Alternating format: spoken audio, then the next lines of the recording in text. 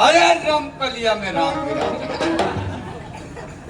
सुना रामलाल, रामकलिया में राम विराजे कि भाटा में भगवान जी और मुन्ना में कुंवारी टूरी विराजे कि चुचरत बैठे जवान जी।